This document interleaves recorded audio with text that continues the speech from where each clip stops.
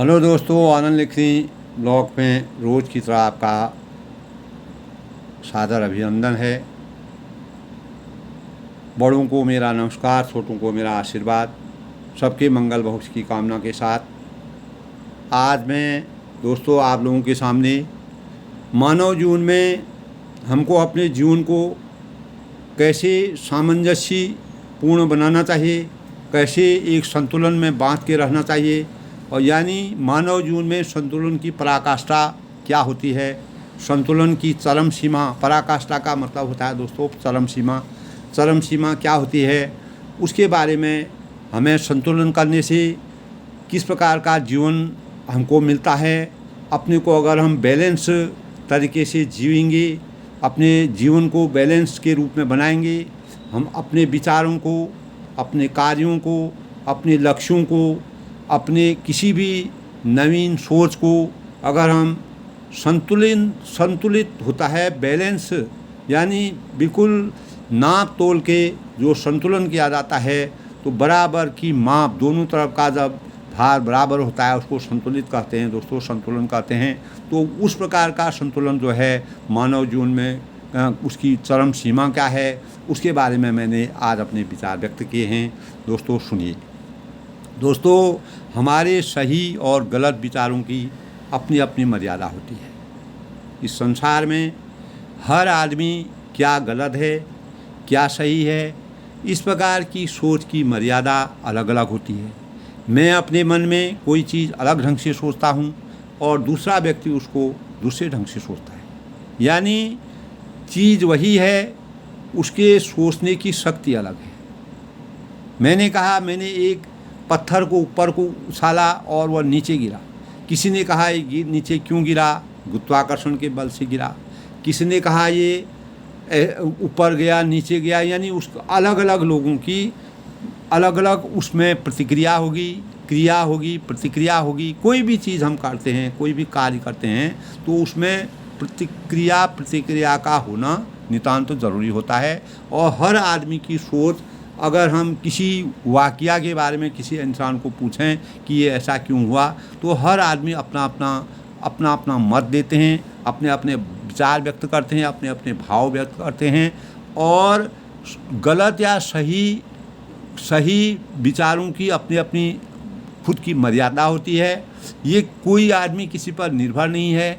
लेकिन जो वास्तविक संतुलन होता है वह असली मानवता की पहचान होती है। यानी अगर हम नपातुला बोलेंगे, सही ढंग से हमारा आचार विचार होगा, हमारा खान पान सही होगा, हमारा हर चीज़ अगर एक बैलेंस रूप में होगा, तो हमारा जीवन एक सकारात्मक दिशा की तरह चलेगा। यानी अच्छे मार्ग का अनुसरण करेगा जिसमें हम संतुलित रहेंगे। तर्क वितर्क हो सकते हैं, सब कुछ हो सकता है, लेकिन विचारों में संतुलन होना हर मानव के बस की बात नहीं है। उसके लिए हमको प्रयास करने पड़ते हैं, उसके लिए एक दूसरे को देख करके आगे बढ़ना पड़ता है। किसी भी प्रकरण का सही आंकलन करना ही सही मानवता की पहचान होती है। दोस्तों, जो सही है उसकी प्रशंसा और जो गलत है, जन विरोधी है, उसकी आलोचना समाज में होती रहती है। ये सारी दुनिया जानती है। और बढ़ते हुए अपराध और अराजकता की सोच में विराम लगता है। इससे अगर हमारे समाज में क्या होता है, अनेक प्रकार के विरोधी तत्व पैदा हो रहे हैं और इस प्रकार की आलोचना हो रही है और अपराध ज़्यादा बढ़ रहे हैं, तो अगर हमारे मस्तिष्क में, हमारे उसमें समाज में संतुलन के भाव होंगे तो अराजकता की सोच में विराम लगेगा। जो संतुलन, जो हमारे समाज को, हमारी गतिविधि को, हम जिस भूमि में रह रहे हैं उसमें संतुलन बनाए रखने के लिए अत्यावश्यक है। अगर हम उसमें संतुलन नहीं बनाएंगे, कितना भी ईमानदार व्यक्ति हो वह भी लापरवाह हो सकता है, या उसकी वास्तविक पहचान का पता हमें नहीं चल सकता है अगर हमको संतुलन की पराकाष्ठा, संतुलन की चरम सीमा के बारे में ज्ञान नहीं होता है। तो चाहे हमको अपने छोटे से परिवार से हो, समाज से हो, देश से हो, कहीं पर भी हो, किसी भी परिदृश्य में हो, हमको संतुलन बना के रखने की ज़रूरत होती है। वही संतुलन से अगर हम डगमगा जाते हैं, वहीं पर हम विघटित हो जाते हैं, हमारी सोच बदल जाती है, हम में नकारात्मकता पैदा हो जाती है। तो उस नकारात्मकता से बचने के लिए हमको हर परिक्षेत्र में जिस भी दिशा में हम कार्य कर रहे हैं तो वहाँ पर संतुलन की बहुत बड़ी परम आवश्यकता होती है। दोस्तों, उचित और अनुचित कार्यों को करना हमारे मस्तिष्क की ही उपज होती है। यानी हम जो गलत करते हैं या सही करते हैं वह हमारे मस्तिष्क से ही पैदा होता है। कोई हम ऐसे नहीं करते हैं। मनुष्य अगर गलत भी हो रहा है तो वो अपने मस्तिष्क से करता है, लेकिन उसको इसके बारे में संतुलन करने की क्षमता नहीं है, इसलिए वो गलत कर रहा है। हमारे मस्तिष्क में छोटे छोटे अनुभवों को समाज में पेश करने की अभिव्यक्ति उत्पन्न होती रहती है। हम समाज में क्या करते हैं, हमको क्या करना चाहिए, क्या नहीं करना चाहिए, इसका ज्ञान नहीं होता है। हमारे भाव हमारे अंदर उत्पन्न होते हैं कि हमको मस्तिष्क में छोटे छोटे भाव, अरे ऐसा करके ऐसा होगा, ऐसा करके ऐसा, तो इस प्रकार के भाव हमारे दिमाग में पैदा होते रहते हैं। इनकी गूढ़ता या लक्ष्य, इनकी वास्तविकता को हम नज़रअंदाज कर देते हैं। तो जो ये भाव होते हैं, इन भावों को हम वास्तविक रूप में समझने की कोशिश नहीं करते हैं। जैसे मेरे दिमाग में बात आया कि मेरे को यहाँ पर ये चीज़ करना है, इसके लिए ये करना है, इसके लिए मेरे को अच्छा करना है, बुरा करना है, तो उसके बारे में बुरा करना है तो उसका क्या परिणाम निकलेगा, उसके बारे में मेरी सोच में कमी होती है और हमारे संतुलन की पराकाष्ठा नहीं है उसमें। हम संतुलन की वास्तविकता तक नहीं पहुँच पाते हैं, अपने को बैलेंस नहीं बना सकते हैं, इसलिए मैं गलत कर रहा हूँ। तो इसी प्रकार अगर हम किसी का हित करना चाहते हैं तो उसमें क्या है, हमने किसी बात को सोचा, अच्छाई की तरफ सोचा, अब उसमें कितना उसका हित हो रहा है, किसका कितना अहित हो रहा है, कितना मैं उसके लिए गलत कर रहा हूँ, कितना सही कर रहा हूँ, ये मेरे संतुलन पर आधारित है। तो अपने अंतःकरण में सच व झूठ को समझने के लिए शक्ति होनी चाहिए। जब तक हमारे अंदर सच और झूठ को हम अपने अंतःकरण में उसका आंकलन नहीं करेंगे, उसका निरीक्षण नहीं करेंगे, तब तक हम उसकी वास्तविकता को नहीं जान सकते। इसीलिए मानव जीवन में संतुलन की पराकाष्ठा, चरम सीमा तक पहुंचना बहुत ज़रूरी है। सबसे बुरी बात यह है दोस्तों कि हमें किसी की बुराइयों से बचना चाहिए। ये सबसे बड़ी बात है कि बातों को इधर उधर नहीं करना चाहिए। किसी की बात, जैसे मैंने एक आदमी की बात सुनी, उसको दूसरे को बताया, दूसरे से तीसरे को बताया, तो वह बात अगर वह भ्रांति होगी, गलत कार्य होगा तो वह फैलती जाएगी। तो आदमी जहाँ तक हो एक दूसरे की बातों से बचना चाहिए। मानव स्वभाव होने के कारण हम अपने दुख सुख का बांटते हैं, एक दूसरे को करते हैं, लेकिन जहाँ तक हो जितना हम एक दूसरे की बातों या बुराइयों से बचेंगे उतना हमारा जीवन सकारात्मक रहेगा। हमारी एक पीड़ा दूर होगी, हमको इस प्रकार के भाव ही नहीं आएंगे, तो दिमाग में हमारे टेंशन नहीं होगा। परसों मैंने एक लेख लिखा था कि मानसिक विकार के कारण भी यही होता है। आदमी अगर स्वयं के बारे में नहीं की बल्कि दूसरे के बारे में सोचता है, इसको ये हो गया, इसके पास ये आ गया, इसके पास इतनी धन दौलत आ गई, इतना ये हो गया, सो हो गया, तो उससे भी हम दुखी नहीं होने चाहिए हमको। आप अपने को देखिए, अपने कर्मों को देखिए, अपने कार्यों को देखिए, अपने कार्यों को आगे बढ़ाने की सोच करिए। अगर हो सके तो आप किसी का भला कर दीजिए और किसी भी कार्य के, किसी भी व्यक्ति की बुराइयों से हमेशा बचना चाहिए। यही हमारी मानव सोच की सबसे बड़ा संतुलन का आधार है।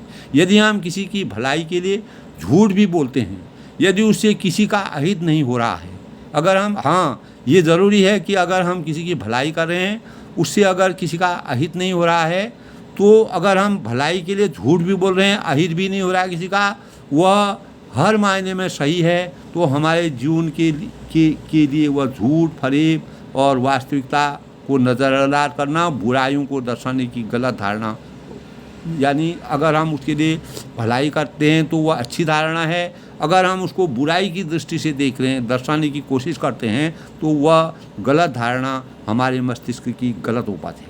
इसीलिए सच्चे अच्छे कार्य, व्यवहार, सकारात्मक सोच और प्रभावशीलता, ईमानदारी व महत्वपूर्ण होना अच्छा होना और अधिक महत्वपूर्ण है। अच्छा है ये कार्य और इसमें अगर अगर और अच्छाई होती है तो यह इससे भी ज़्यादा महत्वपूर्ण है। यानी दयालुता है किसी भी पीड़ा का एहसास करना। दयालु कैसे बनता है आदमी? अगर हम किसी, जैसे हमको कोई तकलीफ़ हुई, उसका हमको अनुभव है, वही तकलीफ़ उसी टाइप की कोई दूसरी तकलीफ़ दूसरे को होगी तो उसके बारे में हमको एहसास करना, विपरीत समय में दूसरों को प्रोत्साहित करना और किसी के सुख व दुख में समान रूप से भागीदार बनना हमारे सच्चे व्यक्तित्व की पहचान है। यही हमारे मानव जीवन की, यानी जो हमारा मानव जीवन में संतुलन की पराकाष्ठा का सबसे बड़ा सूत्र है। दोस्तों, यही हमारी पहचान है। व्यक्तिगत तौर में नई भावी पीढ़ी के लिए भविष्य के प्रति जागरूकता और सही तरीके से संजो कर रखना, जीवन को यापन करने की सोच बहुत ही आवश्यक है। दोस्तों, जो हमारी भावी पीढ़ी की सुंदर रचना तभी हम कर सकते हैं जब बोए जाने वाले बीज की गुणवत्ता का हमें भली भांति ज्ञान हो। नहीं तो अच्छे और बुरे बीजों का रोपण करने का फल तो निश्चित ही मिलता है, जिसके परिणाम स्वरूप हम किए गए कर्तव्यों के मूल्यों का मूल्यांकन करने में अहम भूमिका अदा नहीं कर सकते हैं। उसके लिए हमको फिर पछतावा करना पड़ेगा। इसीलिए हमको बीजों का निरूपण, बीजों का चयन सही ढंग से करना चाहिए। इसीलिए हमको भावी पीढ़ी में किसी प्रकार के गलत भावों का संचार नहीं करना चाहिए और उनको हो सके तो अच्छा बताएं, लेकिन किसी की बुराई से हमेशा विराम लगाना चाहिए। किसी की बुराई उनके सामने न करिए, क्योंकि यही हमारे लिए कल वही चीज़ जो हम आज बोल रहे हैं वो हमारे लिए नुकसानदायक होगा, हमारे व्यक्तित्व के लिए बहुत ही नुकसानदायक होगा, वह हमारे लिए ही पीड़ा का विषय बन जाएगा। इस चीज़ को समझने की ज़रूरत है दोस्तों। यानी हर व्यक्ति कितनी भी सीढ़ियों को लांघ कर, कितनी भी कठिनाइयों को लांघ कर, कितनी भी उलझनों को लांघ कर जिस मुकाम तक पहुंचता है, उसी से आने वाले कल की दिशा मिलती है। हम जितना कठिन परिश्रम करेंगे, जितने कठिन दौर से गुजरेंगे, जितनी कठिनता हमारे कार्य में होगी, उतना हमारे अनुभव बढ़ेंगे और हम उससे कुछ नई सीखेंगे। नई सीख से हमारे अंदर नई ज्ञान का संचार होगा। तो दोस्तों, जितना भी हम जिस मुकाम तक भी हम कठिनाइयों में पहुंचते हैं, उसी से आने वाले कल की दिशा हमको मिलती है। जो हमारा भविष्य होता है वही हमारा चयन करता है। मेरे विचार से देश को सही मार्गदर्शन देकर आगे बढ़ने से सभी का भावी जीवन उज्जवल होगा। अगर हम देश के लिए पूर्ण निष्ठा के साथ सोच हमारे तन मन वचन में हो, हमारे बच्चों में हो, तो हम देश के प्रति अगर सही निस्वार्थ भाव से हम कार्य करें, कहीं पर भी हम कार्य कर रहे हैं, किसी भी संस्था में कार्य करें, चाहे कोई पढ़ रहा हो, कोई कहीं पर भी किसान है, कोई कहीं पर भी सेना में है, कहीं पर भी कोई काम राजनीति में, सामाजिक में, आर्थिक में, धार्मिक, कहीं भी काम कर रहा है, अगर वह देश के लिए सकारात्मक सोचता है, वही हमारे उज्जवल भविष्य की सबसे बड़ी पहचान है। पक्ष विपक्ष का होना बहुत ज़रूरी है। जब तक पक्ष नहीं होगा, विपक्ष नहीं हो सकता है। विपक्ष नहीं होगा, पक्ष नहीं होगा। यानी हमारे कार्यों में, गलत कार्यों में विराम लगाने का काम विपक्ष ही करता है। हम कहीं गलत करें नहीं तो आदमी की मोनोपोली हो जाएगी। आदमी अपने एक तरफ चलेगा, वह जो कहेगा वही होगा। पहले ज़माने में जो राजा करते थे, मतलब अपनी सेना को जहाँ धकेलना वहाँ धकेलना, लेकिन आज का समय ऐसा नहीं है। आज के समय में मानव जीवन की बुद्धि और विवेक काफ़ी आगे बढ़ गई है। पूरा आदमी स्वतंत्र हो गया है। स्वतंत्रता का अधिकार सबको है। आचार संहिता सबके लिए बराबर है। तो इस प्रकार के भाव आने से हमारे अंदर पक्ष विपक्ष का होना भी बहुत ज़रूरी है, क्योंकि हमें टोकने वाले भी हमारे भविष्य की दिशा को निर्धारित करते हैं। अन्यथा हम अपने मार्ग में अग्रसर आगे बढ़ने में खड़े नहीं उतर सकते। दोस्तों, यही संतुलन तभी बनेगा हमारे समाज में। यानी संतुलन के बारे में, संतुलन की पराकाष्ठा तभी आगे रहेगी। यानी एकाधिकार, अगर किसी का एकाधिकार हो जाएगा तो उससे अराजकता बढ़ेगी। अमानवीयता बढ़ेगी, अमानवीयता को बल मिलेगा, किसी के लिए मानवीय व्यवहार नहीं किया जाएगा। और कोई भी व्यक्ति, पुराने राजा महाराजा यही काम करते थे, कोई भी व्यक्ति अपनी अस्मिता और मर्यादाओं की वास्तविकता को भूल जाएगा। पहले के राजा क्या करते थे, उन लोगों का जो मान सम्मान रात दिन उनके पीछे लगा रहता था, उनकी सेवा भाव करता था, वो करता था, उसी पर ज़्यादा ध्यान देते थे और जनता जो है उनके लिए बेकार थी। तो आज के समय में बढ़ती हुई जनता यानी बनते हुए मानव यानी जनसंख्या के घनत्व को बढ़ते हुए देख करके मानव जीवन में जागृति का संचार भी उतना ही तीव्र गति से हुआ है। अब राजा महाराजाओं का राज्य नहीं है, अब जो है एकाधिकार का राज्य नहीं रहा, अब जो है सब लोगों का अधिकार चलता है, समान आचार संहिता है, उसी से बल पर हम जी रहे हैं। इसीलिए पक्षी और विपक्षी का होना ज़रूरी है। इसी से हम एकाधिकार से या अराजकता से, अमान्यता के भावों से बच सकते हैं। लेकिन दोस्तों, इसके लिए सही विचार होने चाहिए, चाहे पक्षी हो विपक्षी हो। देश भावना, देश के उत्थान के लिए अगर सही ढंग से देश का उत्थान चाहते हैं तो पक्षी विपक्षी की बराबर भूमिका होती है। अगर कोई देश के लिए गलत सोच करके पक्षी विपक्षी का कार्य करे तो वह अमानवीयता का सूचक है, वह देश के लिए अच्छा नहीं है, हमारी भावी पीढ़ी के लिए वह कंटक के समान है, वह हमारे भावी जीवन का गर्त में गिरा रहा है। इसलिए पक्ष विपक्ष का होना अच्छा है, लेकिन पक्ष विपक्ष में देश की आगे उठाने की, देश की उन्नति की भावना होनी चाहिए, समाज की उन्नति की भावना होनी चाहिए, अपने परिवार को उठाने की भावना होनी चाहिए। यही वास्तविकता होती है। दोस्तों, ऐसा भी प्रायः पाया गया है कि सकारात्मक सोच से हमें हमेशा आने वाले भविष्य के निर्णायक भूमिका के साथ परस्पर सहयोग और सामंजस्य स्थापित करने की प्रेरणा प्राप्त होती है। सफल भविष्य की नींव के लिए कृतसंकल्प होकर ऊंचाइयों तक पहुंचने के सपने की कोशिश करना हमारा लक्ष्य होना चाहिए।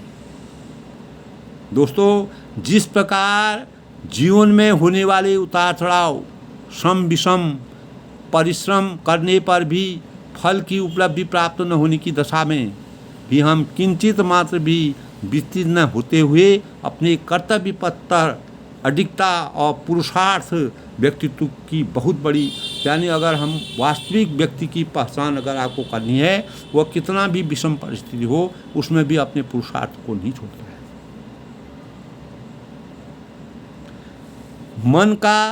मन में संयम है, ज्ञान का सृजन करना है, पराक्रम है, कम बोलना है, अपनी क्षमता के अनुसार दान है, पुण्य है, जो नीडी है, जो आवश्यकता जिसको है उसको हम कुछ देने के, कोई भी आदमी किसी के पास ज़्यादा है तो वह दूसरों को देना है, हमारी मानवता की सबसे बड़ी प्राथमिकता होनी चाहिए। ये भाव हमारे अंदर होने चाहिए।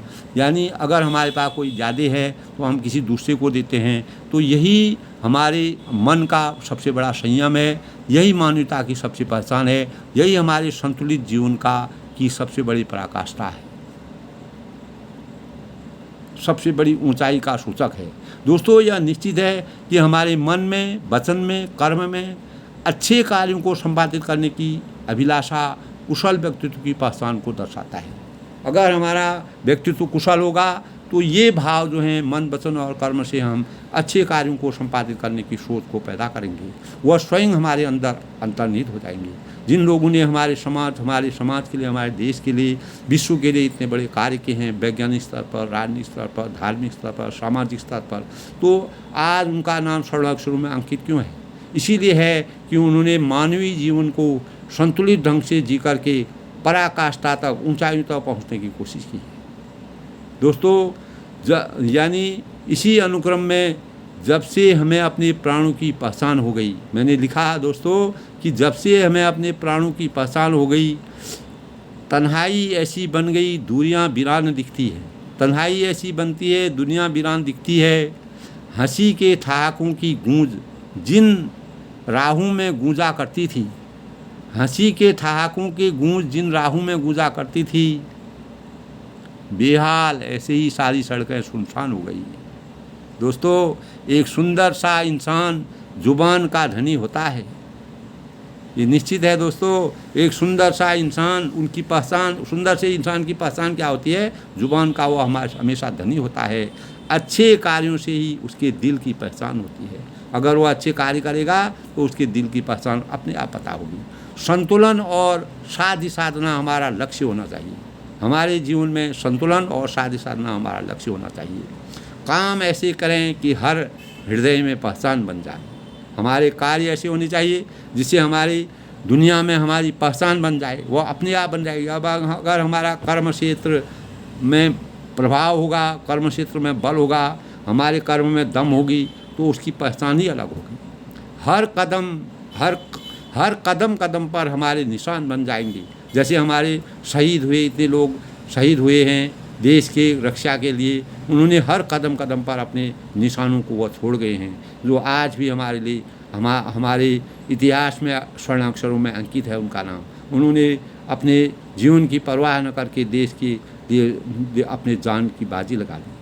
दोस्तों, इसीलिए ये भाव मेरे दिमाग में आई। मैंने इसी प्रकरण में इन बातों को लिखा कि मानव जीवन को संतुलन को बनाने के लिए पराकाष्ठा मानव संतुलन की क्या होती है, चरम सीमा क्या होती है। हर कदम कदम पर हमारे निशान बन जाए। जीवन तो सबका कैसे न कट ही जाता है। सभी का जीवन कैसे न कैसे बीत जाता है, चला जाता है। आदमी पैदा होता है, चला जाता है, और फिर दूसरा आदमी पैदा हो जाता है। जीवन तो सबका कैसे न कैसे कट ही जाता है। लंबे समय की निशानी मानवता की धारणा का पहलू है। लंबे समय की निशानी यानी जो चिरकाल तक जिन्होंने अच्छे अच्छे कार्य किए, महात्मा गांधी थे और अनेक प्रकार के बुद्धिजीवी लोग थे, जैसे अब्दुल कलाम जी थे जिन्होंने वैज्ञानिक क्षेत्र में इतना बड़ा कार्य किया। तो बहुत से ऐसे विचारवान लोग हैं जिन्होंने देश को स्वतंत्रता, भगत सिंह थे, आज़ाद चंद्रशेखर थे, तमाम जितने भी मनीषी पैदा हुए हैं और अनेक प्रकार के ज्ञानी लोग पैदा हुए हैं। तो उन्होंने अपने नाम को हमेशा के लिए एक निशान के रूप में हमारे लिए छोड़ गई, एक चिन्ह छोड़ गई, प्रतीक छोड़ गई। वो हमारे लिए हमेशा के लिए अमरता के सूचक हो गई। जीवन तो सबका कैसे न कट ही जाता है दोस्तों। लंबे समय तक की निशानी मानवता के कारण की पहल होती है। दोस्तों, ऐसे भी लोग होते हैं हर कदम मिसाल बना जाते हैं।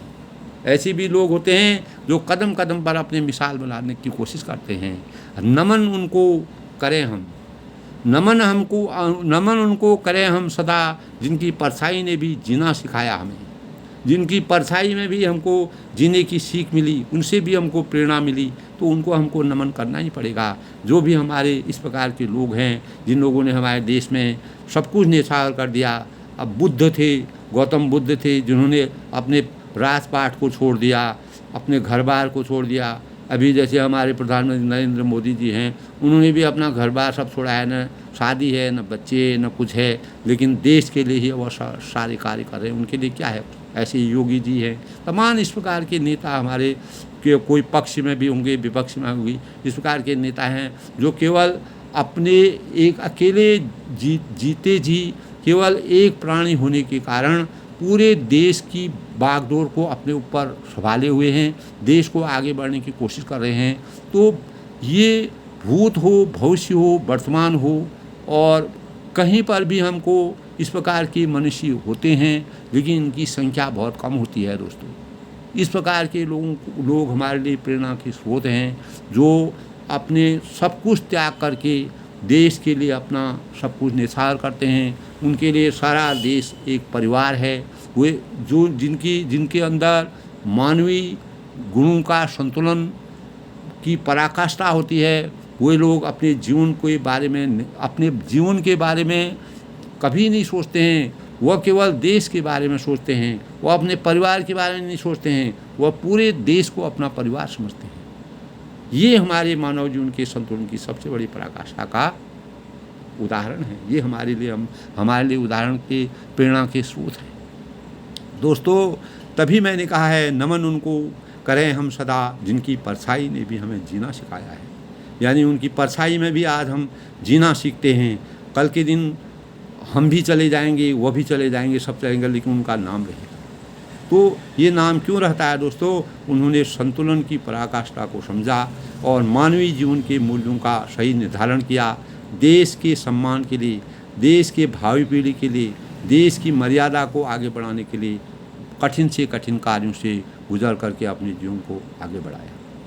इसी प्रकार दोस्तों, किसी प्राणी मात्र का मानवीय जीवन में ऐसा कभी नहीं पाया गया कि कठिनाई उसके जीवन का अंग न बना। हर आदमी को कुछ ना कुछ परेशानी होती है, ये निश्चित है, लेकिन उसका सामना करना, विजय प्राप्त करना मानवता के लिए उपहार के समान है। दर्द उसी को होता है दोस्तों जिसको दर्द का वास्तविक एहसास होता है। यानी एक माँ का ही स्वरूप देखते हैं। जब वह कोई माँ बनती है तो उसे माँ बनने का या जो प्रसव पीड़ा होती है वही किसी दूसरे माँ बनने के दर्द का एहसास कर सकती है। इस चीज़ को बहुत गहराई से सोचना है दोस्तों। इसी प्रकार अत्यंत निर्धनता में जीवन यापन किए हुए आम आदमी के अंतःकरण से उस निर्धनता का एहसास होता है। हमारे शरीर में किसी प्रकार की जब पीड़ा होती है तो हम किसी दूसरे की पीड़ा को समझ सकते हैं। दूसरे की पीड़ा को हम तभी समझ सकते हैं। यानी किसी भी व्यक्ति के जीवन में जो घटनाएं आती हैं, अगर वह घटनाओं को सह करके आगे चल रहा है, आगे बढ़ रहा है, तो उसको दूसरे की पीड़ा, दर्द, दुख, दर्द सबकी का ज्ञान होगा। दोस्तों, मेरे विचारों का तात्पर्य यह है कि विषमता में भी समता के सभी परिमाणों का संकलन रहता है। ऊंची अट्टालिकाओं में, भवनों में जीवन यापन करने वाला जीवन कभी साधारण झोपड़ी में रहने वाले आम आदमी के दैनिक जीवन निर्वाह का वास्तविक एहसास नहीं कर सकता है। दोस्तों, ज़मीनी स्तर से किसी भी कार्य का प्रासंगिकता वास्तविक रूप से अपनी अलग पहचान होती है। उसकी सोच हर व्यक्ति विशेष के प्रति आत्मीय लगाव से सभी संबंधों का समावेश रहता है। जिस प्रकार रात और दिन, सूर्य और चंद्रमा, मानव दानव, सुख दुख, आकाश पाताल एक दूसरे के घटक हैं, एक और रात का अंधियारा होते हुए भी सभी प्राणियों के आराम से, सुख शांति से विश्राम की ओर चैन की नींद का प्रतीक है, वहीं दूसरी ओर दिन जो कि जीवन की शुभ बेला का मानक है। यानी इनके बीच में सकारात्मक और नकारात्मक के भाव छिपे हुए हैं। हर समय अंतराल में दोस्तों कभी कभी विषमता हमारे जीवन में सफलता के मानक हमारे दैनिक व्यवहार और सोच के हर दम कार्य करते रहते हैं। जो बोया था वही हमको काटना है। अर्थात जैसे हमारे कार्यों की भूमिका होती है वैसे ही फल की हमको प्राप्ति होती है। यानी हम जैसी मेहनत करेंगे और हमारे उत्तरदायित्वों का हम जिस प्रकार से पालन करेंगे, मन, वचन और कर्म के लिए कृतसंकल्प होकर हम प्रतिबद्धता जाहिर करेंगे, यही है कभी न कभी हम विषमता में भी समता का सा आभास करते हैं। हमारे जीवन की सफलता के मानक हमारे दैनिक व्यवहार और सोच में हरदम कार्य करते रहते हैं। इसीलिए कहा है कि हम जैसा हमने बोया था वही हमको काटना होगा। अर्थात जैसा हमारे कार्यों की भूमिका होगी वैसे ही फल प्राप्ति होगी। दोस्तों, जिस भी व्यक्तित्व में आकर्षण, निर्भीकता और शौर्य की पराकाष्ठा, मानवता के लिए कृतसंकल्प का आदर की भावना, परोपकारिता, निस्वार्थता भाव, पारदर्शिता और निस्वार्थ सूचना के अमोघ अस्त्र होते हैं। वे हमेशा समतामूलक जीवन यापन करते हैं, अहम भूमिका अदा करते हैं। इस प्रकार से विभूषित व्यक्तित्व के हृदय में हमेशा परमात्मा का वास होता है। यानी वे हमेशा कार्यों की गति प्रदान करने के लिए जीवन दान भी देने के लिए तत्पर रहते हैं। इन प्रवृत्तियों की अपेक्षाओं के लिए निरंतर नए नए ऐतिहासिक कीर्तिमानों की आवश्यकता पर बल देकर आत्मबल की मजबूती प्रदान करना नितांत आवश्यक है। इसके लिए अयं निज परोवेति गणना लघुचेतानाम उदार चैतानां वसुदेव कुटुंबकम्, इस प्रकार की सोच को जगाना होगा। तभी हम सुविकसित और परिमार्जित समाज की रचना कर सकते हैं, एक सभ्य समाज की रचना कर सकते हैं और सभ्य समाज की दहलीज पर खड़े उतर सकते हैं। आज दोस्तों, विश्व की बढ़ती हुई उथल पुथलता के माहौल को केंद्रित करने के लिए किसी भी रूप में आगे आने की आवश्यकता है। मानव और जीवन दिन पर दिन गंभीर बीमारियों, वातावरण के क्षणिक परिवर्तन, नभ है, जल है, थल है, तीनों मानव संसाधनों का मानव शोधन कर रहा है। परमाणु संयंत्रों को बढ़ावा दिया जा रहा है। डिजिटल व जैविक हथियारों की होड़ ने विश्व के परिदृश्य में बहुत बड़ा घातक षड्यंत्र, विश्व विनाश की ओर राक्षसी मायावी तांडव खेलने का प्रयोग हो रहे हैं। मानव भविष्य के साथ सरासर नाइंसाफ़ी कर रहा है, जो कि मानव जीवन के संतुलन को, पराकाष्ठा को में अंकुश लगाने की आवश्यकता है। अतः आने वाले जीवन में प्रकृति के साथ खिलवाड़ करने से धरती का उलट-पलट, भूकंप, जमीन में बिखराव, ज्वालामुखी से पृथ्वी में उथल-पुथल का माहौल बनने की ज़्यादा संभावना बन जाती हैं। इसके लिए हमें कारगर उपायों के माध्यम से अत्यधिक मात्रा में धरती का दोहन, शोषण, जल का शोषण करना, धरती का शोषण करना और हमारे पेड़ पौधों का शोषण करना, इससे बचना पड़ेगा। यानी विश्व विकास यात्रा के लिए हमको प्रतिद्वंदी स्पर्धा के अमानुषिक दौर में सभी राष्ट्रों को 100 वाली सोच से बाहर निकलना होगा। चाहे यह तथ्य निजी जीवन में हो, निजी राष्ट्र में हो या विश्व के किसी भी स्तर पर हो, इस भावना को ख़त्म करना चाहिए। एक राष्ट्र के निर्माण के लिए जहाँ सदियाँ बीत जाती हैं, वही उसका विनाश चंद समय के अंतराल में हो सकता है। दोस्तों, इस बात के लिए हमको संतुलित होकर काम करना चाहिए। आज महाशक्तियों ने अपने पैर ऐसे पसार दिए हैं जैसे कि त्रेता युग में राजा जनक द्वारा सीता माता के स्वयंवर में शिवजी के धनुष को तोड़ने की घोषणा निरर्थक हो रही थी। तब राजा जनक ने अंतरात्मा से सभी को ललकारा कि आज पृथ्वी वीरों से विहीन हो गई है। अंततो गत्ता मर्यादा पुरुषोत्तम भगवान श्री राम जी को मैदान में उतरना पड़ा। उन्होंने अपनी अमोघ शक्ति के शौर्य से भूमंडल की आन बान और शान की रक्षा करने को चरितार्थ किया। दोस्तों, बहुत बड़ी चीज़ें हैं, ये सोच बहुत बड़ी है। विश्व की बिगड़ती हुई इस घनघोर विभीषिका से मानव संसाधनों, मानव अस्तित्व और विश्व कल्याण के लिए भगवान श्री राम जी के रूप में किसी न किसी को आगे खड़ा होना ही पड़ेगा। स्वयं को बचाने से मानवता की रक्षा नहीं हो सकती है। विश्व बंधुत्व की भावनाओं को साकार करना होगा। परस्पर होड़, हठधर्मिता, दूसरे के जीवन में परेशानियां पैदा कर विस्तारवादी नीति अपनाकर जीवन यापन करना सच्ची मानवता की पहचान नहीं होती है। मूर्ख को रोटी मिले, भूखे को रोटी मिले, वस्त्रहीन को वस्त्र मिले, प्यासे को पानी मिले, निर्धन को कभी निर्धनता की दहलीज से वह ऊपर उठे, न्याय पाने वाले को सही न्याय मिले और मानवता के मूल मंत्र होने, यही मानवता के सबसे बड़े मूल मंत्र हैं। आज के विश्व में दो देशों के बीच इस प्रकार के भयावह युद्ध के कारण निर्मम लोगों की जानें चले गई हैं। जन धन की आधार अपार क्षति हो रही है। अपना ही भाई अपने भाई को हथियारा बनकर घात लगाकर उसके वर्चस्व के कायम को ख़त्म कर रहा है, वर्चस्व को समाप्त कर रहा है। तो दोस्तों, इस प्रकार के कार्य आज के सामाजिक परिवेश में हो रहे हैं।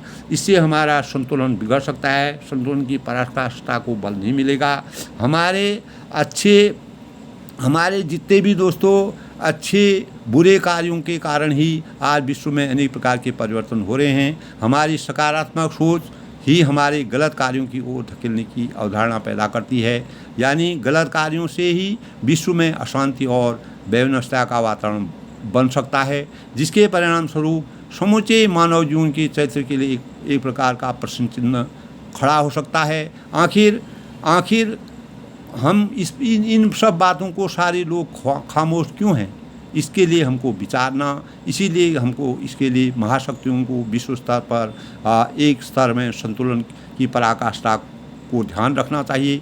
विश्व स्तर पर गठित की जाने वाली गोष्ठियाँ सम्मेलन करने चाहिए। विश्व मानवीकरण पर आचार संहिता के माध्यम से उचित हल सर्वसम्मति से खोजने की आवश्यकता है। अन्यथा विश्व में भयंकर युद्ध की विभीषिका का तांडव भी हो सकता है दोस्तों आने वाले भविष्य में। यदि मानव अस्तित्व की रक्षा और बढ़ती हुई विनाशकारी बीमारियों पर अंकुश नहीं लगता है तो इसे त्वरित गति से रोकने की आवश्यकता पर बल देना चाहिए, और अन्यथा मानवता के सच्चे सपूत हम नहीं कहलाएंगे और विश्व में शांति हो, भारत का उत्थान हो, यही मेरी सबसे अपेक्षा है। भगवान से प्रार्थना है वसुधैव कुटुंबकम की नीति अपनाने का प्रयास करना चाहिए और सभी राष्ट्रों को परस्पर सद्भाव और का आदान प्रदान कर सही नीति निर्धारण करके समझौते करने चाहिए। किसी भी राष्ट्र को अंतर्दृष्टि विचारों में सामंजस्य स्थापित करने की कोशिश करने पर बल देना चाहिए।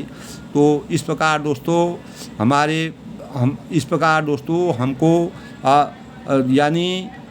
इस प्रकार के हमारे जीवन के अस्तित्व की रक्षा हो सकती है, तभी हम सही और गलत का सही आंकलन कर सकते हैं, मानव जीवन को सही राह पर चलने के लिए प्रेरणा दे सकते हैं और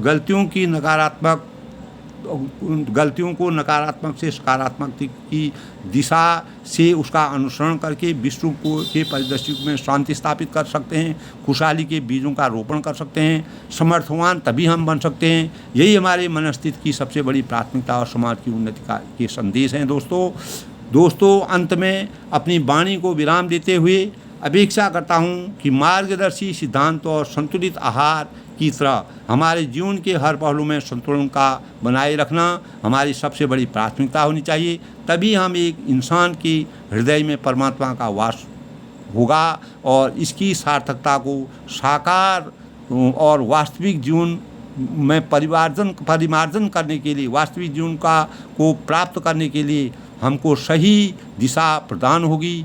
यहीं से हम संतोषम परम सुखम की अभिव्यक्ति से सही व्यक्तित्व और मानवता की मिसाल पेश कर अपने अपने परिवार, समाज और राष्ट्र के साथ विश्व बंधुत्व की स्वांतः सुखाय की सोच से कृतार्थ हो सकते हैं। सही मानव जीवन में संतुलन की यही पहचान है दोस्तों। अगर हमको मानवता में संतुलन बनाए रखना है, संतुलन की संतुलन को लंबे समय तक, चिरकाल तक रखना है तो हमें विश्व स्तर पर इसको सोचना पड़ेगा, सभी मानवों को सोचना पड़ेगा। जहाँ पर गलत हो रहा है वहाँ पर अपनी आवाज़ उठानी चाहिए। दोस्तों आज के ब्लॉग में मैंने मानव जीवन को हम कैसे संतुलित कर सकते हैं, मानव जीवन में कैसे हम संतुलन ला सकते हैं, उसके बारे में मैंने अपने विचार लिखे। थोड़ा विचार मेरे लंबे हो गए दोस्तों। मानव जीवन में संतुलन की पराकाष्ठा क्या होती है, उसकी वास्तविकता क्या होती है, कैसे हम चिरकाल तक इसको पहुंचा सकते हैं। तो जब तक हम इन जो भी मैंने बातें की इनका आंकलन नहीं करेंगे सही ढंग से, अगर कोई आगे नहीं आएगा, कोई भी देश, हर देश को अपनी रक्षा करने के लिए आगे आना चाहिए, सामंजस्य स्थापित करना चाहिए। जब तक हमारे जीवन में संतुलन नहीं होगा हमारा जीवन सकारात्मक दिशा की ओर नहीं बढ़ेगा। एक बच्चा है, अगर उसमें भी संतुलन तभी आ सकता है जब उसके माँ बाप उसको संतुलित मार्गदर्शन देंगे, तभी हमारा जीवन उत्तम होगा। दोस्तों आज के ब्लॉग में अगर आपको मेरी ये बातें, मैंने मानव जीवन में संतुलन की पराकाष्ठा के बारे में अपने विचार व्यक्त की, अगर अच्छे लगे तो अधिक से अधिक लोग दोस्तों शेयर करें, लाइक करें, सब्सक्राइब करें। इतना अवश्य है कि दोस्तों मैंने जो भी बोला है उसको सुनिए, उसको समझने की कोशिश करें और कोई भी उसमें त्रुटि हो, कोई गलत बात हो तो उसको मुझे शेयर करिए, मुझे बताइए ताकि मैं उसमें सुधार करूं, अपने विचारों में सुधार करूं। मैं सबके मंगल भविष्य की कामना करता हूं। मानव जीवन में संतुलन की पराकाष्ठा के लिए सबकी सोच आगे आए, सबकी बुद्धि विवेक आगे आए, सब लोग नए नए कार्यों को करें, अपने विचारों को दें, तभी हमारे देश का उत्थान हो सकता है, तभी मानव जीवन सही मार्ग पर चल सकता है, तभी हमारे जीवन का हमारे आने वाली भावी आगे बढ़ सकती है और विश्व में जो विषम प्रकार के दोहन हो रहे हैं उन पर रोक लग सकती है, अंकुश लग सकता है। तभी संतुलन, तभी हमारा जीवन बैलेंस रहेगा, तभी हम स्थिर रहेंगे। सबके मंगल भविष्य की कामना के साथ मैं अपनी वाणी को विराम देता हूँ। बड़ों को मेरा नमस्कार, छोटों को मेरा आशीर्वाद, सबकी मंगल भविष्य की कामना के साथ सबका धन्यवाद।